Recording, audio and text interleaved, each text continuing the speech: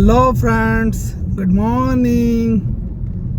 आप लोग कैसे हैं?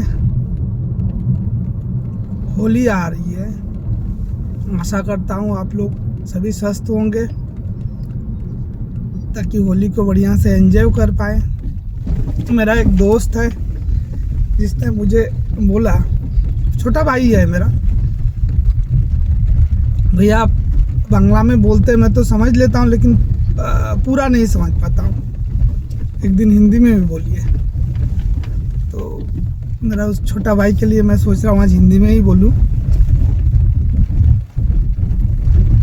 छोटा सा कहानी है, कोशिश करूँगा क्योंकि उसको मसाला लगा के मज़ेदार बनाऊँ। कल मैं कहीं नहीं गया था, घर में ही था, तो 3-4 लड़की आई, तो मैं दरवाज़ा खोल के देखा, कॉलिंग बेल ख़राब है, तो मैं दरवाज़ा खोल के देखा। मैं पूछा क्यों, मैं सोचा चंदा वंदा लेने आई हो, लेकिन वो कोई चंदा वाली नहीं थी। ये लोग पंचायत से आया हुआ था कि इन लोगों को, मैं बोला क्यों, बोले जो प्रॉपर्टी टैक्स चाहिए। तो प्रॉपर्टी टैक्स किस बात का भाई? हाउस टैक्स जो होता है पूरा, तो मेरा जितना कंस्ट्रक्शन बना हुआ है करीब 2400 स्क्वायर फीट में, उसका पूरा टैक्स भर दिया हूँ, मेरा कोई ड्यू नहीं है, मैं एडवांस ही दे देता हूँ। बोला नहीं, ये हाउस टैक्स नहीं, ये प्रॉपर्टी टैक्स है। मुझे बहुत गुस्सा आया। गुस्सा इसलिए आया कि एक तो नौकरी करने वालों से सरकार टैक्स से ही सब कुछ वसूल लेती है। इनकम टैक्स कितना कम, 2.5 से 3 लाख रुपया काट लिया सालाना, कम से कम 2 महीने से अधिक तो सैलरी ही काट लिया।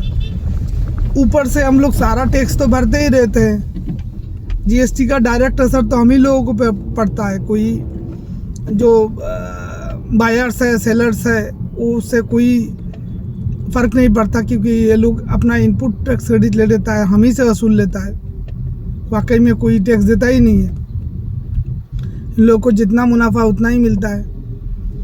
तो अभी मैं बोला अरे क्या नौटंकी है, तो पूरा ले ही लेना चाहिए, सरकार को घर बना के देना चाहिए, उसमें भाड़े पे रहेंगे, मज़े से रहेंगे, ना तो टैक्स ना तो मेंटेनेंस, आराम से रहेंगे।